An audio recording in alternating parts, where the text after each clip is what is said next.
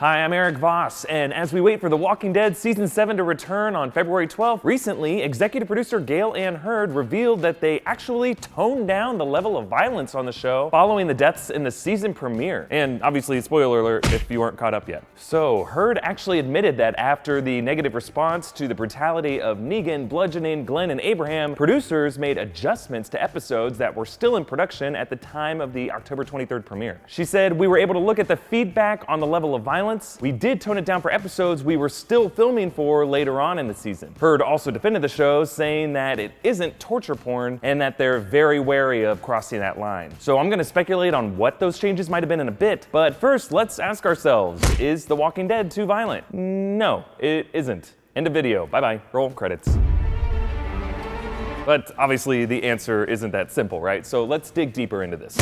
So, the deaths of Glenn and Abraham seemed like the peak of particularly extreme deaths that have been a staple on the show since the first season. Specifically, trigger warning because I'm about to show you a lot of gross stuff. Andrea's sister Amy, the governor getting stabbed in the eye, Herschel, everything at Terminus, Noah, Sam and Jesse, Nicholas, Denise, and all of the saviors that were brutally slaughtered in season 6. Not to mention the more emotionally horrific deaths of characters like Sophia, Lori, Lizzie and Mika, and Beth. Like, the more vulnerable the victim, or the closer to the face or head that the injury occurs, the harder these deaths are really to look at. And Glenn and Abraham getting their skulls bashed in seems like a natural result of this trend. And really, aside from Abraham, this violence is pretty much how it goes down in the comics. The eyeball popping out, the splattered brains, Glenn's brain damage goodbye to Maggie. God, I'll find you. But let's be honest.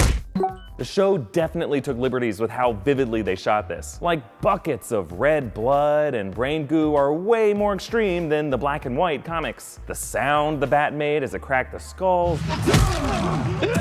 The motion of Negan's swings and Glenn's hand twitching. Greg Nicotero and his team definitely knew what they were doing with all this stuff. They love seeing how far they can go with it. And a lot more people watched the TV show than the core comic readers. Millions of viewers had huge attachments to Glenn and Abraham, and seeing them die was a lot more heartbreaking than the deaths of Beth or Lori or Shane or Tabitha the goat. But that's exactly why the show did this. Negan's arrival wouldn't have had much of an impact without some especially tragic deaths. And some familiar faces just needed to go to signal the transition of a new world order under Negan. And Rick and the gang needed to be shaken from their status quo enough to be driven to wage war against Negan. Sorry, but Denise just wasn't enough of a motivator. And that narrative justification is what keeps The Walking Dead from becoming torture porn. The death must drive the story forward, or reveal character in a way that the show otherwise wouldn't have been able to. It can't just be for shock value, or to keep fans guessing who's gonna die next, or to make a grim statement about how hopeless and fucked up this world is. So really, it's not so much the death itself that matters, it's what comes after, how the story processes the deaths. So here's an example of when The Walking Dead pulled this off well. A year ago, the mid-season premiere of season 6 showed us several horrifically violent events, one right after the other. Sam got gobbled up, Jesse got her hand chopped off and then got gobbled up too. Then Michonne stabbed Ron, and then Ron shot Carl's eye out. This was a pretty huge moment of defeat for Rick, and for us. The Alexandria safe zone had fallen, its leader was dead, and the group was scattered. But what happened next? Rick rallied the citizens of Alexandria to fight their way through the horde, walker by walker, until the gang was reunited and the area was clear. The episode ended with Rick's hopeful bedside speech to Carl, and Carl waking up from his coma. So in this episode, the deaths and Carl's bloody LASIK were all necessary to drive Rick to rise as the leader of Alexandria and to gain a vision for the future. Death led to life. And while you don't have to complete that arc in one great episode, it's kind of pushing it to stretch that payoff across a whole half season, which is where season 7 kind of ran into trouble. So rather than following up Glenn and Abraham's shockingly violent deaths with a direct narrative consequence of,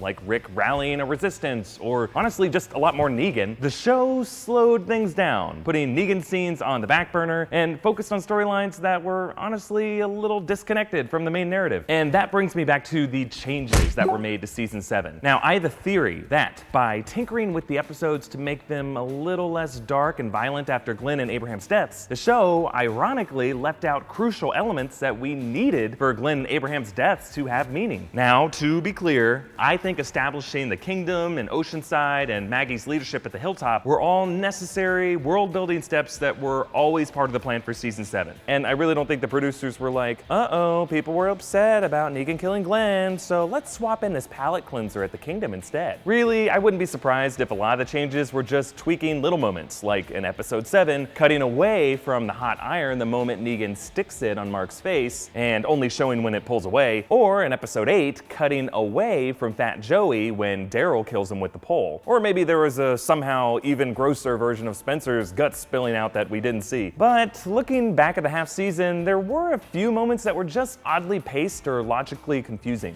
For example, let's look back at episode 3 with Dwight imprisoning Daryl at the sanctuary with everyone's favorite torture song.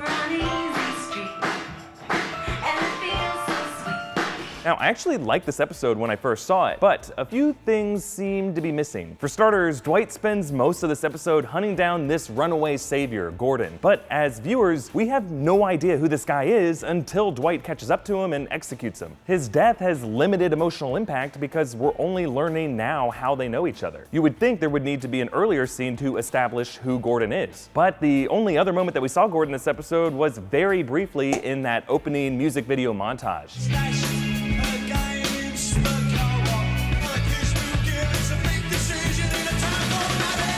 But I think most of us didn't initially connect that that was the same guy. And when you look at it closely, this music video montage seems a little off.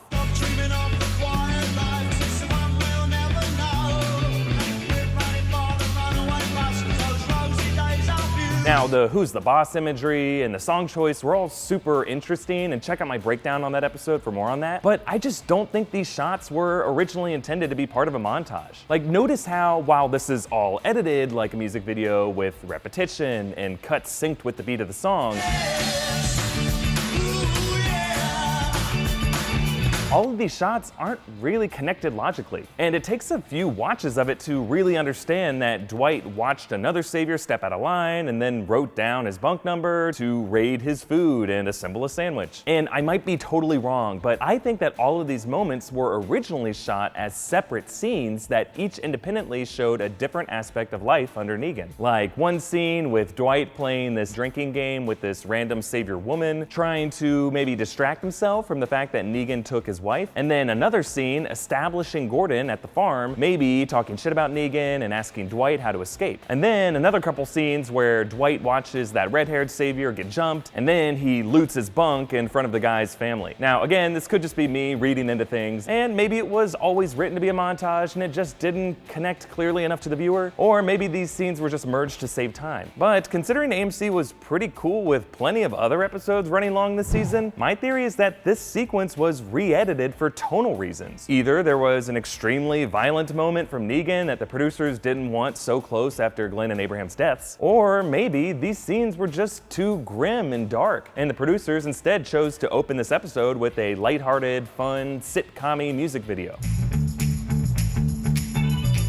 And I totally respect that choice. Like, this music and the montage were super enjoyable, and I just love seeing Who's the Boss show up in The Walking Dead. But looking back, this was a bit of a missed opportunity. Episode 3 was the first we saw of Negan and his men following the bloody premiere. And really, the show could have used this moment to clearly reinforce Negan's character and his sick ideology, and to retroactively define Glenn and Abraham as casualties and martyrs in a very violent war with a very evil warlord. Instead, the episode opened with this ironically lighthearted montage that only vaguely hints at Negan's insanity while confusing us about the Savior's social structure. And the unfortunate effect of all this is we're left uncertain how to feel about Negan, or whether Glenn and Abraham's graphic deaths were really intended to establish the savagery of a new villain, or were just for shock value. Now, again, I don't think The Walking Dead is too violent. I respect that when you're making a TV show with a rabid fan base, adapting a source material with its own rabid fan base, It's really hard to balance all the elements to keep everyone satisfied and to make every moment on the show count. And based on how season 7 left things in the mid-season finale, I feel pretty confident that the show is now on the right track toward making the shocking violence of the season premiere count. And if that means even more violence, I'm honestly okay with that. Okay, what do you think about this? Do you think The Walking Dead is becoming too violent? Are you okay with the violence so long as certain standards are met? And did you notice that the violence might have been toned down after the first episode? Let me know your thoughts in the comments. Also, be sure to check out my breakdowns of all the episodes of The Walking Dead season 7. Episode 9 will premiere on February 12th, and I'll be back with more breakdowns. If you like this video, please hit like and subscribe to New Rockstars, and make sure you're getting email notifications. We would very much appreciate it if you shared this video with all your friends, or if you feel super generous, contribute to us on Patreon. Thank you so much to all of our current patrons, especially Pony Stark.